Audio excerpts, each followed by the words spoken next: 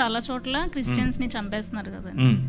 So చంపేసిన వెనకాల ఉన్న వాళ్ళకి ఎందుకు దేవుడు పనిష్ చేయట్లేదు? క్రిస్టియన్స్ ని చంపితేనే దేవుడు పనిష్మెంట్ ఇవ్వాలా, లేకపోతే ఎవరిని చంపినా ఇవ్వాలా? క్వశ్చన్ ఏంటి అని అంటే క్రైస్తవుల, బౌద్ధుల, ముస్లిముల, హిందువుల కాదు, ఒక మనిషిని అన్యాయంగా చంపడం. అన్యాయం జరిగిన చోట దేవుడు ఎందుకు ఏం చేయట్లేదు కదా, అంతేనా? హబక్కుకు గ్రంథం అంతా ఇదే. The entire book of Habakkuk is this. ఏంటి, నువ్వు చూడవా, అసలు ఉన్నావా? నువ్వు ఉంటే కళ్ళు మూసుకున్న పాట కూడా పాడారు ఒక ఆయన పాత రోజుల్లో. ఉన్నావా, అసలు ఉన్నావా, ఉంటే కళ్ళు మూసుకున్నావా? దిస్ ఘంటసాల గారు పాట, భక్త తుకారం చూసారా? అందరు భక్తులకు ఇదే క్వశ్చన్, మీకొకరికే కాదు, ప్రపంచంలో ఉన్న అన్ని రకాల భక్తులకు ఇదే క్వశ్చన్. అయితే భక్తులు ఏం ఎక్స్పెక్ట్ చేస్తారంటే జరగంగానే ఆయన కత్తెత్తుకొని వచ్చేసి వేసేయాలనుకుంటారు.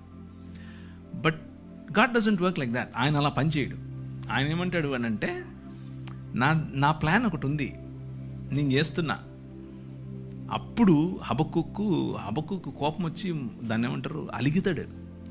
అలిగి పై గోపురం ఎక్కి మఠం వేసుకొని కూర్చుంటాడు, నువ్వు చెప్పు నాకు ఇప్పుడు ఆన్సర్ అని. దానికి ప్రభు ఏం చెప్తున్నాడు అని అంటే, నువ్వు చూస్తుండు, నేను చేస్తున్నా, నేను ఒక నూతన కార్యం చేస్తున్నా, అది వస్తుంది, అది జరుగుతుంది, you just need to see it. భక్తిహీనులు ఇలా అయిపోతే, భక్తిహీనులు అసలు భక్తి లేని వాళ్ళు మాకంటే తక్కువ నీతిపరులు వచ్చి మాకు బుద్ధి చెప్తారా అనేది ఆయన క్వశ్చన్. దానికి దేవుడు ఇచ్చేటటువంటి ఆన్సర్ ఏంటి అని అంటే, నువ్వు చాలా భక్తిపరుడు అని నువ్వు అనుకుంటున్నావు ఇశ్రాయేలు, యూదా, కానీ తూరు 2-3 సార్లు 4 సార్లు చేసిన తప్పు ఏదైతే ఉందో అది నీలో కూడా జరిగితే నిన్ను కూడా అలాగే పంపిస్తా.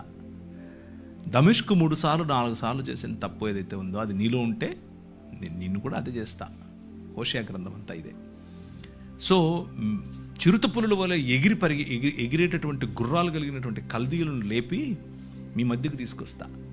ఆ కల్దీయులు మిమ్మల్ని చెరపట్టుకొని పోతారు. మేము హింసింపబడటం నీకు ఇష్టమా అని అడుగుతాడు ఈయన. ఏంటిది ఇలా చేస్తావా అంటే, అందుకే విను జాగ్రత్తగా, నేను ఒక కొత్త పని చేస్తున్నా, నూతనమైనటువంటి పని. సంవత్సరాలు గడుచుతూ ఉండగా నీ పని నువ్వు చేయి, నన్ను క్షమించు, నాకు ఇప్పుడు అర్థమైంది. నువ్వు చేస్తున్నావు పని, యూఆర్ వర్కింగ్ బిహైండ్ ఇట్, కాకపోతే నేను అనుకుంటున్న పద్ధతిలో చేయట్లేదు. నాకు ఇక్కడే ఇలాగే పైనుంచి ఉరుములు పడాలి, కింద భూమి పగిలిపోవాలి అని నేను ఎక్స్పెక్ట్ చేస్తున్నాను. అలా కాదు, you have a different way. ఆ డిఫరెంట్ వేలో నువ్వు పని చేస్తున్నావు అని గమనించిన తర్వాత హబక్కుకు ఏమంటాడంటే, సాలలో పశువులు లేకపోయినా, అంజూరపు చెట్టు ఫలించకపోయినా యెహోవా యందే నేను ఆనందిస్తాను. నువ్వు ఉన్నావు, నాకు అర్థమైపోయింది, నువ్వు చేస్తున్నావు, నమస్కారం స్వామి, నువ్వే చెయ్యి అని చెప్తున్నాడు. సో ఫైనల్గా వాళ్ళు పనిష్మెంట్కు లేకపోతే తీర్పు అనేది ఆయన చేతిలో ఉంది. Let's put it this way. మనం అనుకున్నట్లుగా కాకపోయినా ఆయన తనదైన శైలిలో, తన పద్ధతిలో సమస్తాన్ని నూతనపరుస్తున్నాడు. కొందరికి ఛాన్స్ ఇచ్చి నూతనపరుస్తాడు, కొందరికి పళ్ళు రాలగొట్టి నూతనపరుస్తాడు. రెండిట్లో ఏది కరెక్ట్ అనేది ఆయనకే వదిలేద్దాం, ఆయన చేస్తాడు. He's doing it. చాలామందిని నేను చూశాను, ఏంటి ప్రభా ఇది, మీకు ఎప్పుడు రాలేదు ఇలాంటి క్వశ్చన్స్? మా పెద్ద పాపకి టెట్రాలజీ ఆఫ్ ఫాలో, హార్ట్లో 4 రకాలైన ఇబ్బందులు ఉంటాయి. నేను ఒకరోజు కారు తోలుకుంటూ బయటకు వచ్చి గట్టిగా రోడ్డు మీద నిలబడుకొని అరుస్తున్నాను, ఎందుకంటే ఆ ఒత్తిడి తట్టుకోలేక. నేను నీ కోసం నువ్వు చెప్పావని చెప్పి నార్త్ ఇండియాకి వచ్చి ఇక్కడ పరిచయం చేస్తుంటే నా బిడ్డకి ఇలా చేస్తావా నువ్వు?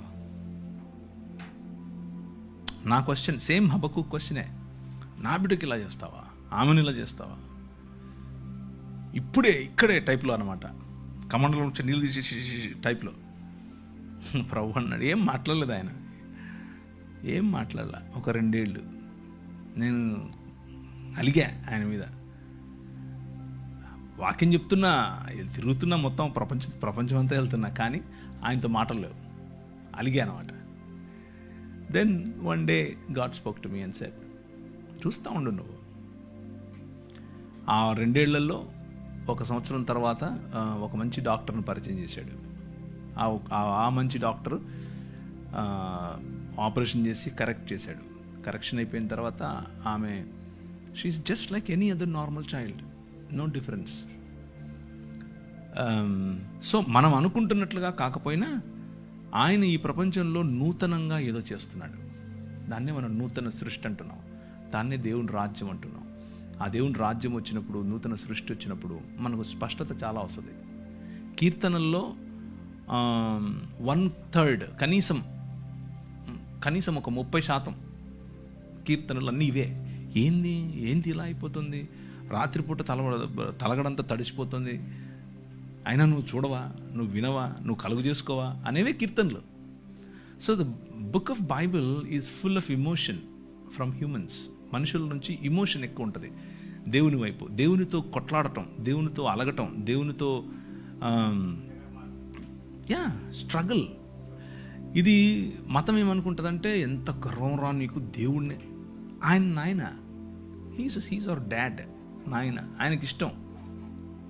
అండ్ ఒకవేళ కూర్చున్న మీలో ఎవరైనా సరే, if you have this question, అని దేవునితో నేను ఇలా చేయొచ్చా? Yes, you can. దేవునితో పెనుగులాడచ్చు, దేవునితో కొట్లాడచ్చు, దేవునితో అలగచ్చు, బొంగమూతి పెట్టచ్చు. He understands it, he comes to you. మీరు అలగటాన్ని, మీరు కోప్పడటాన్ని ఆయన అర్థం చేసుకుని నాకు ఒక పద్ధతి ఉంది, ఆ పద్ధతిలో నేను చేస్తున్నాను అన్న కమ్యూనికేషన్ మనకి ఇస్తాడు. And it is your right, because మీ హక్కు అది, ఎందుకంటే మీరు ఆయన పిల్లలు, రైట్?